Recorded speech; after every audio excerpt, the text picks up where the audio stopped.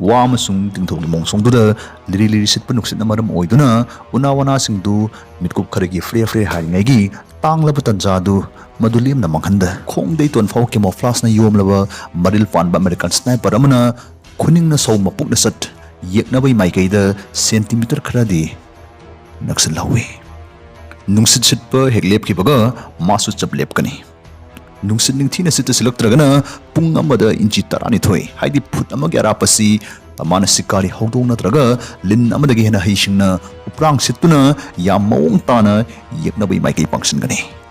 sumna nipasna uprang situna nason pingna satpastaida kyagi mati khuloi bagi haibabu mana sumna mabuna situna satpasi manakta leiba salin singna fau keku phong bangam banate saji singna mamangmaktada sajuk chasilibane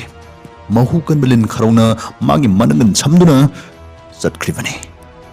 numit marini ki matungdadi magi mata thina tappa sichatuna mamal tangba yeknaba North Vietnamese general amagi lanchang yoksilaktuna general dugi mathabak mayai chapchana magi Nongmei Marugi pantungo henkibane white feather angauba yendu hainisu khangnabani pasi Vietnam war thengkainaba yaukiba yengnaba singna ma ungnagadabagi mahut sa kai bhut fret thengnabani na fai khanabat gumba khutkap soidaba maru amaga thawai amaga onaba ngamba American sniper amani magi asengba maming Carlos HATHCOCK nongmei kapa tamna US Marine ama oidaba yade haibasngumba pandam sigaloinana chawrakhibani US Marine singna Okinawa Midway amasung Guadalcanal haribasngumba khudong thiningai oiba mafam sing staida utkiba makhoigi mathona maringzelgi wari singbunna angang oiba HATHCOCK ta aisu Marine ama oidaba yade haibasngumba manglan signamak ngantana nausum oikibani pandam amagi matungda hotnaba kanba HATHCOCK masagi chahi 13 khak surakpada US Marine join tawki chahi taruki matung 1965 tani khutchumbaga mari lenina sinbadugumba changdamnaba amada mahangna thoiduna US da khutchumbana maram oiduna leibangna khangnaba dugumba misak ama kabuk sabuk oiba horki chahi simaktada President Johnson na leikhagi lanmisingda North Vietnamese amasung makhoigi misang sanggu oiba VIETCONG allies ki mayokta landasnaba yathang tawtharaki chahi amagi matungda HATHCOCK military policeman amoina thawtawnaba Vietnam da thajlai aduku mana hek yorpaga military police amoina mathau tawbagi mohutta lanthengnaba yawjagi haiduna combat duty da oina chongslaki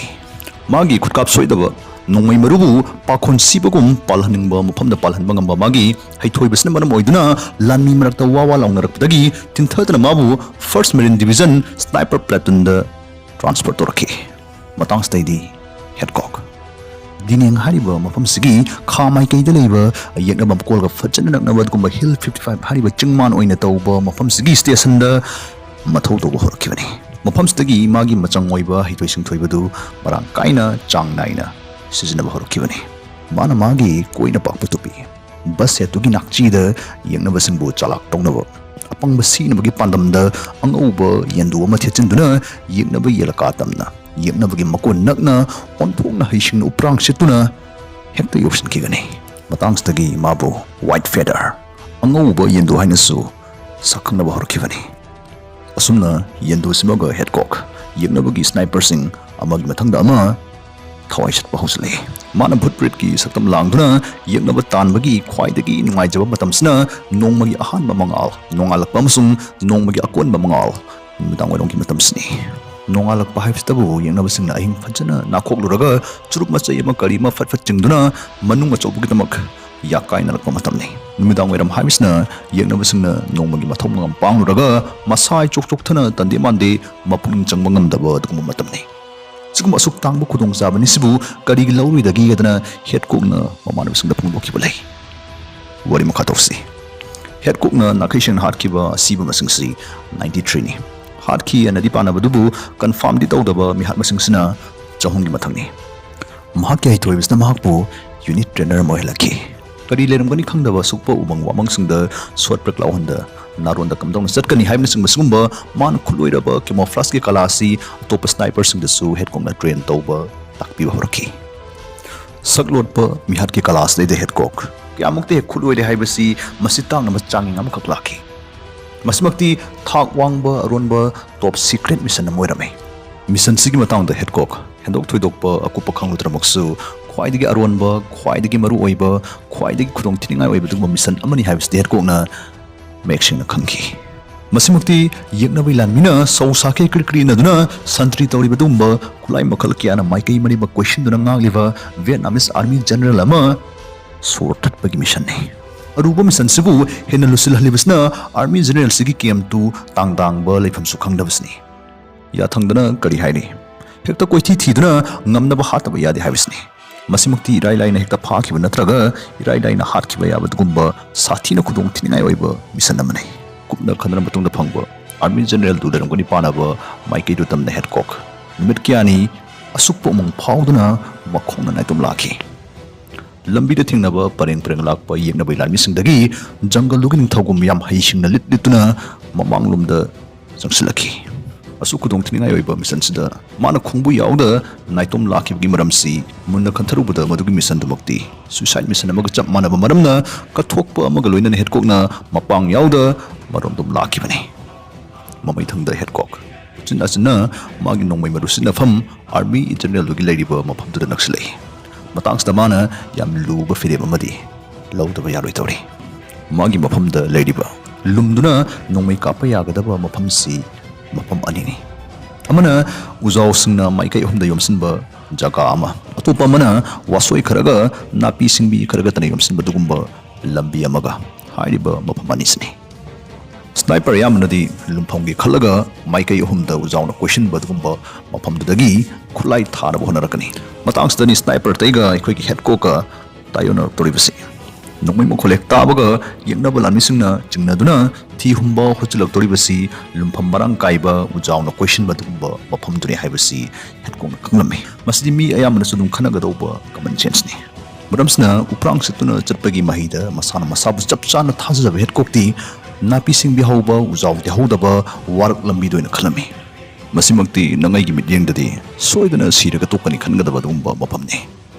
हौजिक हेडकॉक मागी नोंगमै मरु अमगा general दुगी थवाइमीगा ओननबा असुमदगी metre चटुकलम तमक संगसिनगदबता ngasilakle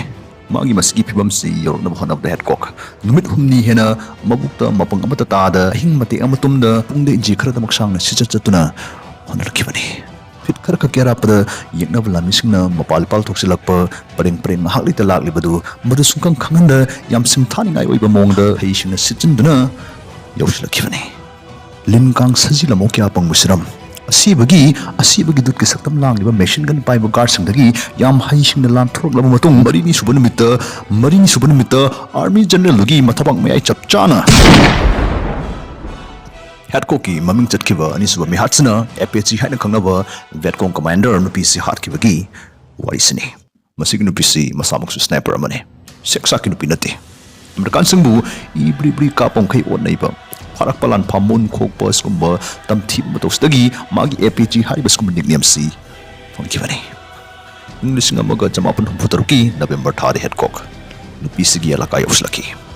हारिबा थासमक्तदा फाखिबा American लानमी अमा एपीजीना उनसा खोखटपा मिथुप चपथटपा खुजिन फक्तोकपा रोइबोइना निपागी लनाय हक्चांग सरु खोखटपगी तेंथा नाओइबा कनबिनबा लाव खोंगबदु मदु हेडकॉक नम एक्सिंगना हौना तारमे हिंचप चप कक्थटपा लोरमतुंग सिद्रिबा लानमीदु थादोकपिरबनी हंजाख्रो मतागुम सन सान्दुना मुसु थादोरे ईना मसापा मलुबलबा लानमीदुना सन सादुना लाकपदु उबदा हेडकॉक कन्नबदा माइदुना लेखि अदु लाइबक थीबदे ई काहेना थोमनखिबना मरेबाकी लानमीदु मागी हेक ममांगमक्तदा यंगहै ओहिदबा मोंगदा मिसी चादा मथवाई थाखि मफमदुमक्तदि हेडकॉक APG सोइदना हातकनि हाइना मथवा खुतुमना Sujana वासखिबने हेडकॉक APG मसुंग माकी मचंग ओइब sniper team दु थीनबगदमक अकुंबा मोंगसोंगलक्तमक उप्रांगसित पावरकी हेडकॉक वर्सेस एपीजी मसिमक्ति याम खुदोंग थिनिंगाय ओइब दुगुंबा मसाना अमगा पाखंग ओइदोरे मरमदि एपीजी खरनतना मागी लिचिंग मखादा लेरिबा ते स्नाइपर सिंगसु मखोइसु मखुचतपा अरिबा स्नाइपर मा ओइरिबने कितरा थवाइ मांग बाइबसि मस स्नाइपर सिंगी गेमनि नरक मोंगसोंगदता लेबे एपीजी अतेनबा मिटको खरखकी अहांगबदा थोरकी लाकमिनबसिंदु मफमदुदा नाहक लेरमनबा इंगित तोरमलगा मफम चाबु येंदुना मपान थोकनबा फमथरकपदा नाइरि या चाटे थाप मफमदगी हेडकॉक की पाखोन लाकपा मिसी मतेकना APG बुराउंड अनिरक थोदोक्सगी Keck मतुंगदगिदि White Feather natraga HATHCOCK haiba mi mamingsi US khak natana yeknaba lan mising na chin pha pu badugumba mi maming am oiraki Vietnam lengangna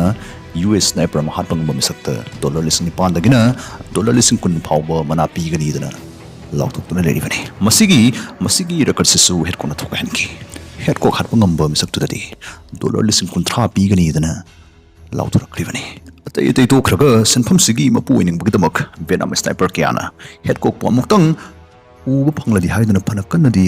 thiba horokibani adu makhoi gi laibak thibadi wana thijaraga thengna bagi HATHCOCK na makhoi gi laibakta mishina bindi amam na mirakpusni mamaida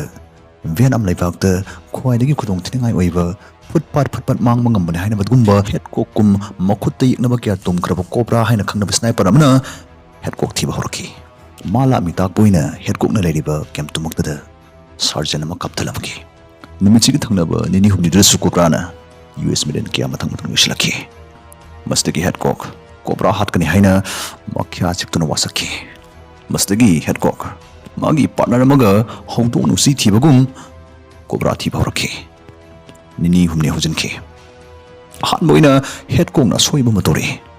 Tudogi thrak yanduna lerambu umadanga tharuptagi HATHCOCK long nai take mitkup simaktada cobra na nongmai marumu kutul tamsilapadu madu HATHCOCK ki partner dogi thangna bisinga hapang kokta duda palai jinna siba nabdi haude tapna HATHCOCK na lamkup silappada cobra na lerambu phamdu madu yoksile loinana mana lerambu maphamduna cobra na muk mochinki haisingba tana na numadang wairamdi oisilagli do nongmagi aroiba mangal na Chaiba matamni HATHCOCK kidi pamjabini HATHCOCK na magi mamangda hek ubu khuding min usilap sutuktuna scan tawda karga mamadi leri takpat kumba mangala makauki masimukti cobra gi rifle scope dagi thaktorakpa mangalai jingna khudombina trigger du khatki